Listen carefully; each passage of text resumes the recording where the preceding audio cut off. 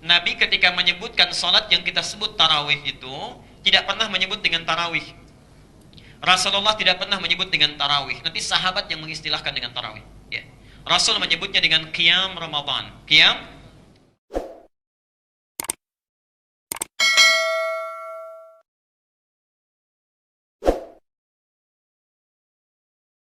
Kita mulai Al-Bukhari, Kitabus Siyam, nomor hadis 37. Kemudian ini adalah tafsiran, kesimpulan dari ayat Quran di dua surat terpisah. Ya. Satu, Quran surah 73, Al-Muzammil, Al-Muzammil, terutama ayat ke-20-nya, ayat terakhir. Ya. Jadi ada 20 ayat di Al-Muzammil, ayat 20. Yang kedua, Quran surah Al-Isra, surah ke-17, ayat 79 sampai dengan 80. Kalau mau disempurnakan boleh sampai 82 dengan baca Qur'annya. Baik. Ayat 79 sampai 80, kalau ingin disempurnakan sampai 82 dengan bacaan Qur'annya. Baik, mari kita uraikan. Alhamdulillah. Izinkan saya untuk berdiri dulu karena saya akan menuliskan. Ya. Al-Ihsan masih siap-siap menyediakan whiteboard yang langsung di belakang di sini. Dan itu sudah 3 minggu saya sampaikan, masih siap-siap sampai hari ini. Baik. Kalau besok sore nggak ada, saya bawa sendiri.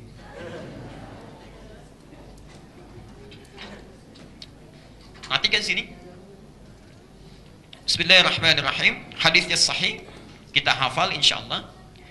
Man qama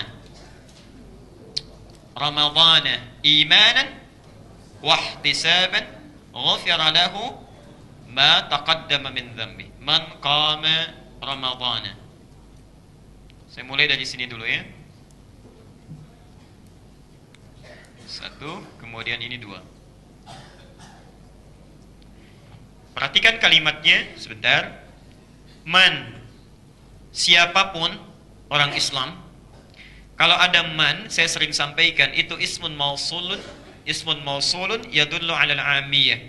Isim mausul, kata konjungsi yang menunjuk pada orang tapi tanpa batas. Tanpa batas ya. Mau besar atau kecil, tua atau muda, laki-laki atau perempuan ya. Kalau batasan ibadah tentunya dibatasi oleh balik ya, balik. Tapi kenapa menunjuk menggunakan man? Ada isyarat di sini. Saking hebatnya Ramadan itu, jangankan yang balik, anak-anak kecil belum balik pun pengen ikutan tarawih. Itu diantara keutamaannya ya. Baik. Yuk lihat sini. Man, siapapun qama Ramadhana, yang menunaikan qiyam Ramadan. Ingat, Nabi ketika menyebutkan salat yang kita sebut tarawih itu tidak pernah menyebut dengan tarawih. Rasulullah tidak pernah menyebut dengan tarawih. Nanti sahabat yang mengistilahkan dengan tarawih ya. Rasul menyebutnya dengan qiyam Ramadan. Qiyam Ramadan. Jadi bahasa nabinya qiyam, qama, qiyam. Saya pecah dulu sebentar. Maaf sebentar, ibu di belakang kelihatan jelas? Baik, kalau kurang jelas saya akan perjelas. Jelas sekali lagi? Jelas, alhamdulillah. Perhatikan sini. Jadi salat yang ditunaikan setiap malam Ramadan itu disebut dengan apa? Qiyam. Nah, qiyam ini salat yang dilakukan pada waktu malam ya. Itu umumnya kalau di luar Ramadan bukan saat Ramadan, memiliki dua nama. Di qiyam itu salat yang ditunaikan di malam hari dari mulai ba'da isya sampai menjelang fajar, waktunya terbentang ya. Jadi salat yang ditunaikan dari mulai ba'da isya waktunya sampai menjelang fajar, panjang sekali, terbentang waktunya. Itu disebut dengan qiyam. Nah, kalau di luar Ramadan, qiyam itu punya dua sifat. Sifat pertama, langsung ditunaikan setelah isya tanpa diawali dengan tidur. Jadi kita tidak tidur dulu. Setelah isya mau salatnya jam 8, jam 9, jam 10, bahkan mungkin ada yang sedang perjalanan tiba di rumah jam 2 malam, dia belum tidur, kemudian ingin salat, maka ini sifat yang pertama disebut dengan qiyamul lail. Qiyamul lail. Qiyamul lail. Jadi kalau Bapak Ibu menemukan istilah qiyamul lail, itu artinya salat yang ditunaikan di malam hari ba'da isya tapi tidak diawali dengan tidur terlebih dahulu. Jelas sampai sini? Misal contohnya di Quran surah Al-Muzammil tadi dicatat, yang ayat ke-20 itu. Inna rabbaka wa ya'lamu annaka taqumu adna min thulutsail lail wa nisfahu wa thulutsahu. Sungguh Muhammad Tuhanmu itu Maha tahu. Walaupun kau nabi, rasul, sudah cukup dijamin masuk surga, enggak ibadah sunnah pun cukup bagi engkau menghadap Allah tanpa hijab Allah. Engkau masih mau bangun malam juga. Masih mau menunaikan ibadah sunnah juga. Kadang-kadang engkau bangun di bawah 2/3 malam, itu maksudnya ba'da isya. Ya.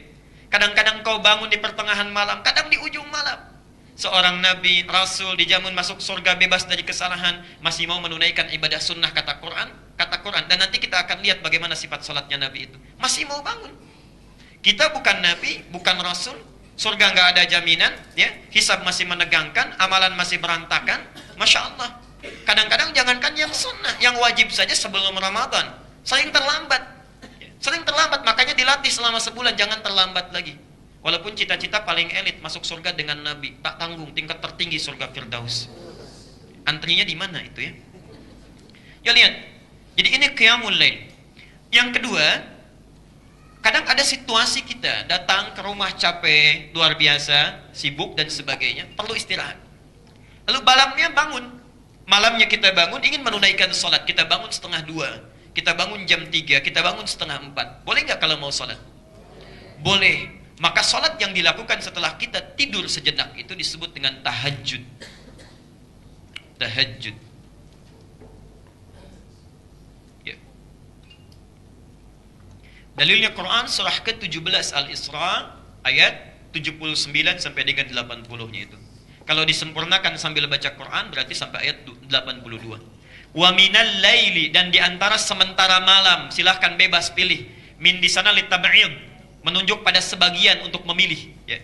Wa minal laili, dan di antara sementara malam, fatahajjad. Silahkan tidur dulu, malamnya bangun. Alhamdulillah. Ya. Tidur dulu, malamnya bangun. Jadi silahkan atur. Kalimat Qur'annya menggunakan min, maksudnya dilihat, direncanakan apakah akan bangun sebagian malam mulai 1:30, apakah 1:30, 3:30, nanti diukur. Kalau mau bangun 1:30 tidurnya jam berapa? Kalau mau bangun 2:30 tidurnya jam berapa? Saya sudah pernah terangkan ini dalam batasan sifat tahajud Nabi SAW. Silakan dirujuk kembali rekamannya. Ya. Nah poinnya, kalau anda bangun kemudian menunaikan sholat, maka sholat disebut dengan apa? Tahajud. Fatahajjad bihi. Silahkan bangun tunaikan tahajud. Jelas sampai sini? Baik. Nah Bapak Ibu sekalian, saat Ramadan, kedua nama ini itu dipersingkat oleh Nabi, dipersingkat dengan satu kata saja, satu istilah. Qiyam Ramadan. Jelas? Di sifat salat di luar Ramadan ini, mau sebelum tidur, langsung setelah Isya, ataupun istirahat dulu, maka Rasulullah SAW memberikan satu nama yang sangat singkat. Qama Ramadana, Qiyam Ramadan.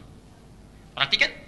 Kenapa Nabi tidak menyebutkan satu nama saja? Misalnya, man qama bil laili, siapa yang menunaikan qiyamul lail. Kalau Nabi menyebutkan qiyamul lail satu nama saja, itu berarti sholat malamnya harus dilakukan langsung ba'da isya tanpa diawali dengan tidur. Anda kalau sholat kemudian tidur dulu baru malamnya bangun, itu tidak termasuk ibadahnya. Kalau Nabi menyebutkan man tahajjada fi lailati Ramadan, siapa yang tahajud di malam Ramadan, artinya sholatnya harus ditunaikan setelah kita tidur dulu. Tapi Masya Allah, Rasulullah mengerti dengan wahyu yang diturunkan oleh Allah, diberikan tanabbu. Tanabbu itu gambaran berita yang akan datang. Ya. Nabi hadir 15 abad sebelum kita datang, peristiwa-peristiwa setelahnya digambarkan oleh Allah. Tanabbu, orangnya disebut dengan Nabi, berita besarnya disebut dengan Naba, peristiwanya disebut dengan tanabbu. Nah, Nabi itu mengerti, zaman Rasulullah beda dengan zaman kita sekarang. Gak terlalu banyak pekerjaan pada masa Rasulullah, tempatnya singkat, Masya Allah aktivitasnya di sekitaran itu saja.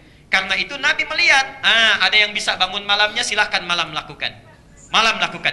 Setelah tidur dulu, malamnya bangun. Tapi ada satu kondisi barangkali, yang para ayah pulang dari kantor, terjebak macet, baru sampai rumah jam 10 malam. Masya Allah. Mau ke masjid, masjid sudah bubar dari jam 9. Masih ada kesempatan sholat? Masih, silahkan, fleksibilitasnya terbuka. Anda boleh istirahat dulu, tidur dulu, bangun tengah malam. Tunaikan sholat pada saat itu. Itulah rahasianya kenapa Rasulullah menggunakan satu kata yang singkat ini, ingin memberikan kemudahan kepada kita. Ingin Anda menunaikan ba'da isya, silahkan. Ingin tunaikan di pertengahan malam, tidur dulu, silahkan. Itu adalah kemudahan bagi kita untuk memilihnya. Jelas sampai sini? Yang salah? yang tidak sholat. Baik. Kalau Anda tanya mana yang paling afdal, ya, sebetulnya kalau yang paling afdal, kalau bisa melakukannya dan itu normal wajar sifatnya, tidak ada kesibukan yang lain, itu di pertengahan malam. Ya. Kalau tidak ada kesibukan yang lain. Tapi kalaupun ada kesibukan yang lain, maka Nabi membuka peluangnya. Ya. Apa dalilnya Ustaz? Ya. Disebutkan langsung di dalam Quran surah Al-Muzammil tadi ayat yang ke-6-nya. Inna nasyi'atal laili. Kalau kita bangun di malamnya itu, ya, hiya asyaddu wat'a wa aqwamu qila. Sentuhan ke hatinya itu lebih melekat. Bacaannya lebih terasa ke dalam jiwa. Contoh, sholat jam 8 malam dengan jam setengah 3 malam. Lebih terasa mana? Setengah 3. Karena setengah 3 sholat sendirian, jam 8 diimamin, panjang bacaannya. Kapan selesainya? Kapan selesainya? Misal saja ya. Tapi poinnya, karena aktivitas lebih berkurang, tidak banyak ribut-ribut, konsentrasi kita dengan Allah itu lebih tersambung. Itu sekiranya bisa, besoknya tidak ada aktivitas bisa diatur. Itu silahkan. Tapi prinsipnya waktu terbuka. Ya. Jadi jangan lagi sekarang ada perbedaan, nabinya pertengahan malam. Tidak. Ya. Dilakukannya setelah Isya. Tidak begitu, terbuka. Yang mau tengah malam silahkan, yang mau ba'da Isya langsung silahkan. Sesuai dengan kadar aktivitas dan kemudahannya. Jelas sampai sini? Dalil sudah disampaikan, persoalan sudah dibahas, jadi jangan pernah muncul persoalan lagi, ya. Baik, jadi yang ba'da Isya langsung boleh, ya. Kemudian yang tengah malam juga boleh. Kalau ada, nah ini pertanyaan kemarin, Ustaz, kalau saya terlambat datang jam 10, ya, apakah taraweh dulu atau Isya dulu? Nah, Isya dulu, karena qiyam itu dilakukan setelah Isya, ya. Jadi nggak ada ceritanya taraweh dulu baru Isya, ya, itu tidak ada. Ya. Jadi qiyam dulu, taraweh dulu, Isya dulu baru tarawih atau qiyam.